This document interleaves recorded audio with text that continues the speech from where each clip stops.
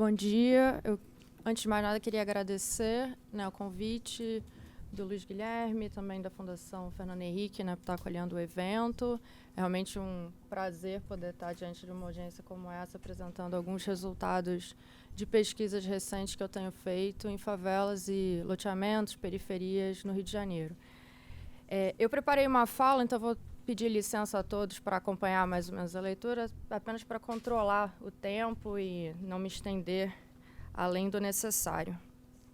Eu acho que, antes de mais nada, eu devo dizer que eu sou socióloga urbana. Eu estudo especialmente produção da cidade. Nos últimos anos, eu venho me dedicando às políticas de habitação de interesse social. Acho que é um ponto de partida importante, porque, ao contrário da Carolina, que vai falar em seguida, eu não estudo a segurança pública, problemas de violência urbana especificamente. Mas essas questões aparecem nas minhas pesquisas na medida em que eu estudo políticas urbanas, especialmente aquelas de provisão de moradia para as populações de baixa renda e, consequentemente, essas políticas afetam territórios que são dominados pelo tráfico de drogas e também pelas milícias, no caso do Rio de Janeiro, né, na Zona Oeste e na Baixada Fluminense. E esse é a partir daí que eu falo, a partir daí que eu faço as minhas pesquisas e gostaria de trazer algumas reflexões para vocês. Desculpa. Acho que eu vou ficar com ele aqui na frente. Eu vou fazer apenas a título de contextualização. Eu tenho me dediquei ao longo da pós-graduação, tanto no mestrado como no doutorado, a estudar políticas de habitação social, tanto de urbanização de favelas como de construção de conjuntos habitacionais.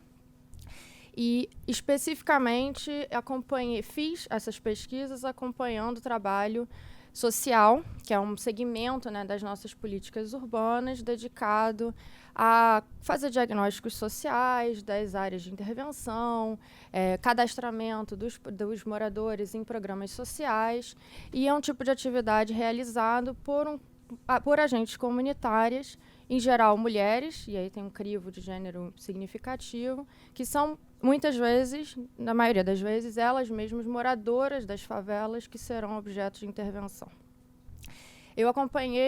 Na dissertação, eu estudei o surgimento dessas figuras, que data do final dos anos 70, do período da nossa redemocratização, especialmente no caso do Rio de Janeiro, né, vinculado às primeiras políticas de urbanização de favelas, quando, né, a prefeitura da cidade resolveu, né, pôr fim à política de remoções, que então havia imperado nos anos 60 e 70, e começar a fazer algumas obras de construção de infraestruturas urbanas e prestação de serviços nessas próprias localidades. Nesse momento, houve contratação de uma série de moradores de favelas, algumas das quais, né, envolvidas em vários movimentos sociais urbanos, de luta por serviços vários, né, para as favelas, e a transformação, em grande medida, desse trabalho de base dos movimentos sociais em um mercado de trabalho social que veio a se consolidar nos últimos anos seguintes. Na tese, eu acabei expandindo um pouco o escopo da pesquisa para acompanhar também o mercado da construção civil, especialmente o surgimento do nicho da urbanização e saneamento dentro da construção civil, né, uma parte do setor dedicado a esse tipo de obras, a provisão de serviços e infraestruturas urbanas nas favelas, loteamentos, enfim, periferias do Rio de Janeiro. Eu falo isso porque foi a partir dos vários anos, 7 ou 8 anos, acompanhando essas agentes comunitárias, que eu percorri várias favelas, vários loteamentos na Zona Oeste, alguns na Baixada Fluminense, que são dominados tanto por tráfico quanto por milícia. E no artigo, especificamente, que eu publiquei no Journal, eu trato exatamente das interações que essas mulheres, agentes comunitárias, têm com os traficantes de drogas e com milicianos para negociar a implementação das políticas urbanas. Além de acompanhar em campo essas mulheres, eu trabalhei já como consultora de algumas políticas urbanas, o PP Social, né, que se seguiu a pacificação das favelas para a implementação de várias políticas sociais nas favelas que estavam sob intervenção e ocupação da Polícia Militar no Rio. Morar Carioca, que foi uma política de urbanização de favelas, lançada pela Prefeitura em 2010, com o objetivo, naquele momento ambicioso, de urbanização de todas as favelas da cidade. Por 2 vezes no próprio Minha Casa Minha Vida, mas não no Rio de Janeiro, em Ribeirão das Neves, na Grande Belo Horizonte e também em São José de Ribamar, na Grande São Luís. E também já fiz uma consultoria para Via Transolímpica, uma das vias de trânsito rápido que foi construída recentemente no Rio. Em todos esses casos, eu cito essas experiências pelo seguinte: em todos esses casos, gestores das políticas públicas, sistematicamente, né, com muita recorrência, se preocupavam com o fato de que, apesar de todas as obras de intervenção, das políticas sociais, da construção de várias infraestruturas, dos vários serviços prestados nas favelas, da construção de conjuntos habitacionais, ainda assim o tráfico de drogas e as milícias continuavam funcionando nesses territórios. E aí, um caso específico mais recente, que foi uma chamada da Caixa Econômica Federal de 2014, foi uma licitação, uma chamada para projetos de intervenção em 12 condomínios populares do Minha Casa Minha Vida, em todo o território nacional, exatamente para combater, né, para diagnosticar e combater, propor formas de combate ao problema da segurança pública que acontecia no Rio, em Minas Gerais, São Luís do Maranhão, em tantas outras cidades do país. Em todos esses casos, e aí eu pude acompanhar do ponto de vista da própria implementação, né, das políticas públicas, o que chamava atenção aos gestores era que o trabalho social não era suficiente, né, em criar laços de solidariedade, redes suficientemente fortes, das quais emergisse uma organização política entre os moradores, os beneficiários das políticas, que pudesse resistir à expansão desses atores criminais, tráfico de drogas e milícias. E o discurso se repetiu nessas várias experiências com políticas urbanas que eu pude dialogar ao lado daqueles que são proponentes das políticas urbanas. Que o trabalho social realizado por essas agentes comunitárias que eu vim acompanhando em campo na minha pesquisa acadêmica de mestrado e doutorado, ele não era suficiente, ele era falho, né, em criar realmente formas de organização comunitária que servissem à resistência, de alguma maneira, ou freio a várias práticas informais, ilícitas e ilegais. Só que o outro lado disso era que eu acompanhava em campo o trabalho dessas agentes comunitárias na ponta, né, na negociação, durante os vários diagnósticos sociais, cadastramentos, mobilizações comunitárias que elas vinham realizando nas áreas que seriam objeto de intervenção por essas e tantas outras políticas urbanas.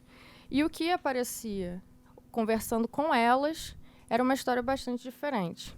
Não era que o trabalho social fosse exatamente falho, né, incapaz de mobilizar, fomentar redes políticas nas favelas, loteamentos, periferias do Rio de Janeiro, mas que uma série de negociações, conflitos, ajustamentos de várias ordens eram feitos para que as políticas urbanas fossem implementadas. E aí o que eu propus nesse artigo do dossiê foi exatamente lançar uma lupa, né, colocar uma lupa sobre essas interações sociais e tentar entender como é que elas se desenrolam e quais são as várias técnicas, né, postas em operação pelas agentes comunitárias exatamente para dirimir a eclosão do conflito, afastar, né, a possibilidade do uso da força por parte desses atores criminais, traficantes de drogas e milicianos, e aí, então, levar adiante as obras e a, enfim, implementação das infraestruturas e dos vários serviços urbanos que as políticas públicas propunham levar a essas localidades. E aí, antes de propriamente fazer uma descrição mais analítica para vocês do que está envolvido nessas interações, eu só gostaria de frisar que esse tipo de prática, dessas negociações, esses conflitos, esses ajustamentos, Em primeiro lugar, de maneira alguma, eles excluem o medo, os dilemas morais vários, os desafios políticos muito significativos dos quais essas mulheres têm muita consciência, né? São estratégias para afastar a possibilidade do uso da força contra elas e contra tantos trabalhadores da construção civil que estão nos canteiros de obras, né, fazendo realmente produzindo as infraestruturas urbanas.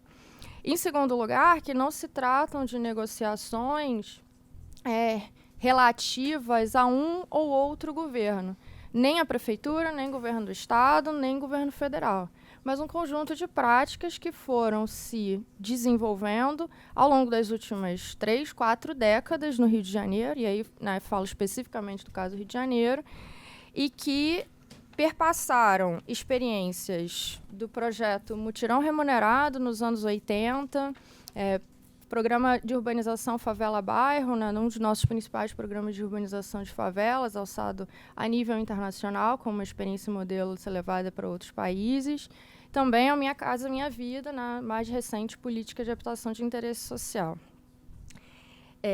Dito isso, eu vou tentar, enfim, não me alongar tanto, mas trazer alguns elementos que eu acho mais significativos das negociações que essas agentes comunitárias das políticas de habitação de interesse social levam adiante com traficantes de drogas por um lado e com milicianos por outro.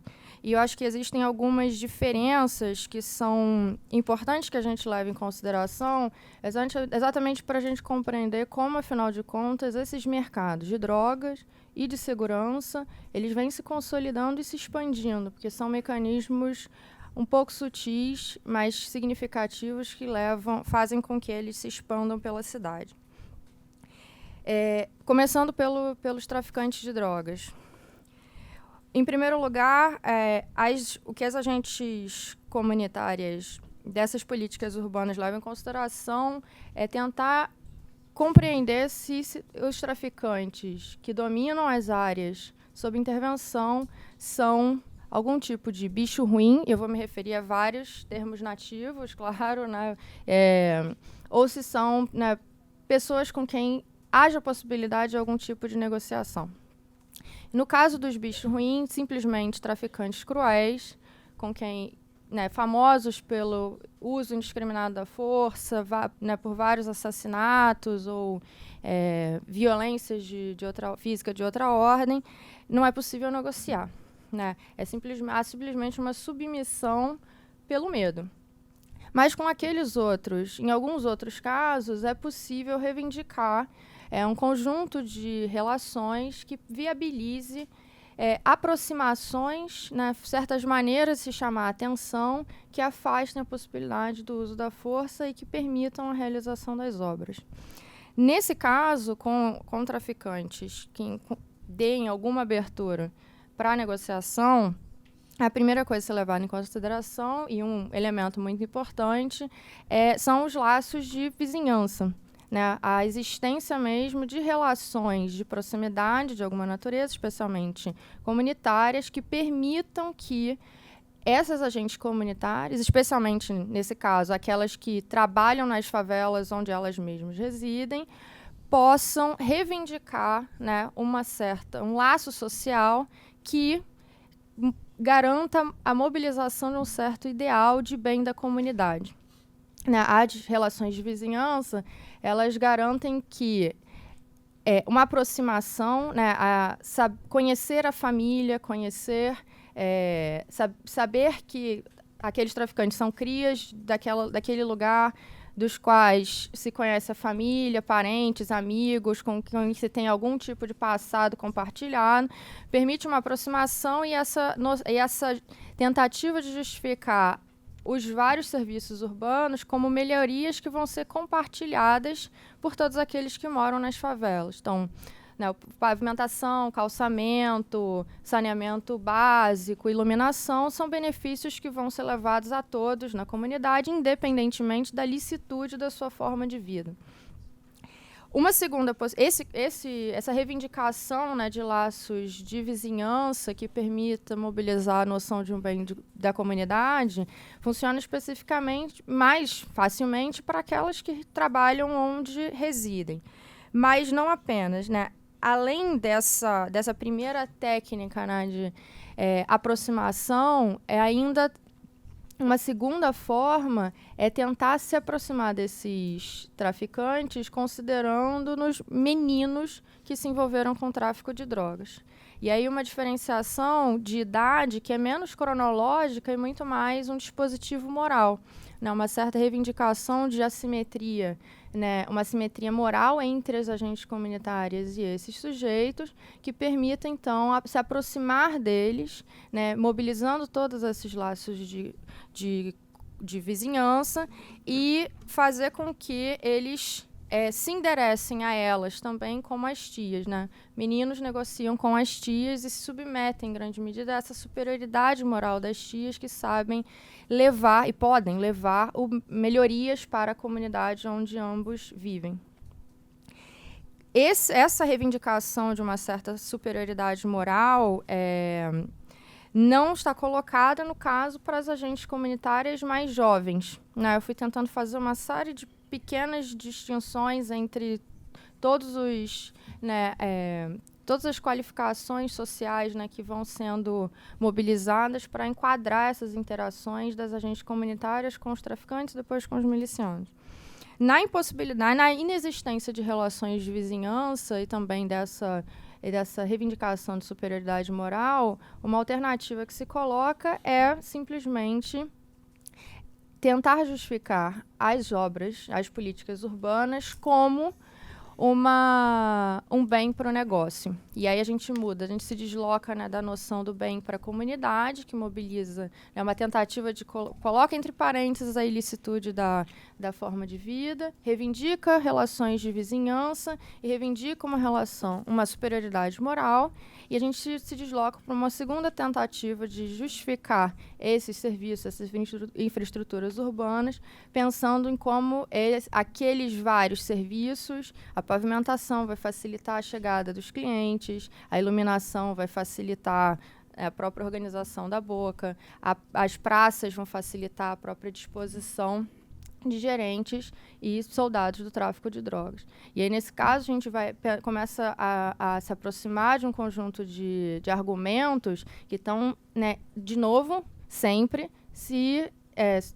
pondo entre parênteses a ilicitude da atividade, mas, nesse caso, se interessando aos traficantes de drogas como comerciantes, como homens que têm um negócio. E tentam, enfim, argumentar em termos de como é que essas infraestruturas vão beneficiar a condução desse negócio. É também esta forma de aproximação e de argumentação com base no que é bom para o negócio, que é a maneira de se aproximar dos milicianos. E essa é, por excelência, a maneira de se aproximar dos milicianos. Os milicianos nunca são meninos envolvidos com atividades ilícitas. Os milicianos são sempre caras. São sempre homens formados que têm negócios consolidados, interesses econômicos bastante claros, né? A possibilidade de relações de vizinhança, pelo menos nos casos que eu vim acompanhando nos últimos anos, nas dezenas de entrevistas com agentes comunitários que eu fiz, essa superioridade moral nunca foi colocada como uma possibilidade em relação aos milicianos. Eles são sempre donos de negócios que têm que ser tratados como tais. De novo, sempre o ponto de partida é pôr entre parênteses, suspender qualquer julgamento sobre a licitude das atividades. Mas aqui o argumento se direciona no que é aquilo que é bom para o negócio. Só que, ao contrário dos traficantes de drogas, no caso da milícia, e isso é uma reflexão que temos feito conjuntamente no Rio, ela controla um mercado de segurança, né? Ela vende segurança de maneira ilícita. E aí uma série de reflexões que eu venho fazendo nos últimos anos sobre também a especificidade desta segurança, né, provida pelos milicianos, acompanhando reflexões feitas pelo professor Michel Missi, também lá da UFRJ, a segurança oferecida pelos milicianos, ela passa por um controle político de certos territórios.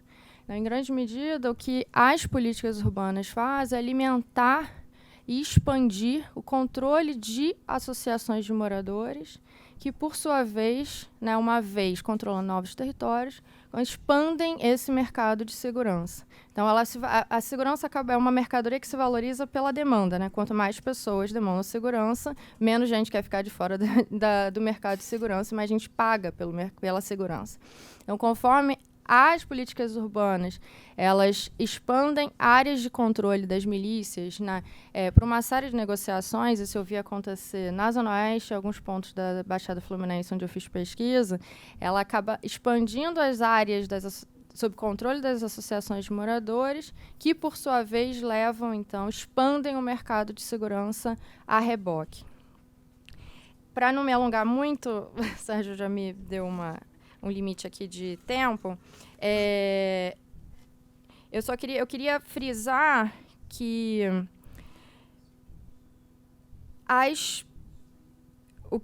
essa série de negociações que as agentes comunitárias fazem com esses atores criminais, elas é um argumento sensível, né? Porque de maneira alguma ele pretende dizer que há qualquer interesse escuso por trás dessas negociações, mas são em grande medida essas negociações que vêm permitindo que a própria implementação das políticas urbanas, das políticas de habitação de interesse social sejam feitas, né? As políticas de moradia, por excelência, elas se territorializam. E na medida em que se territorializam, elas animam mercados vários.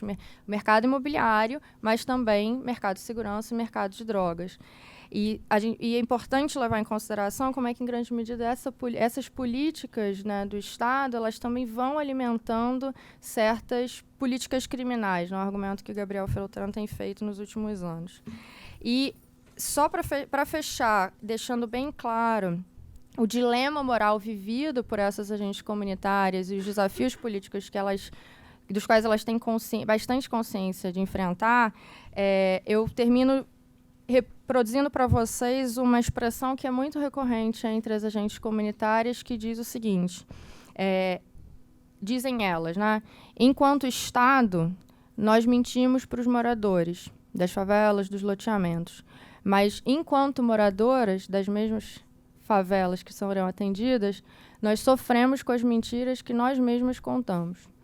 E isso é uma fala absolutamente recorrente, e eu acho que ela captura muito do dilema moral que elas enfrentam, de elas terem, de maneira invisível, que negociar com esses atores para que engenheiros, assistentes sociais, arquitetos, urbanistas possam implementar as políticas e garantir o direito à moradia, em grande medida, e tenho bastante consciência dos desafios políticos que estão postos, porque elas sabem que, para garantir melhores condições de vida para si, para suas famílias, suas vizinhanças, suas comunidades, elas sabem que estão consolidando e ajudando perversamente, friso, a expansão de uma série de mercados ilícitos.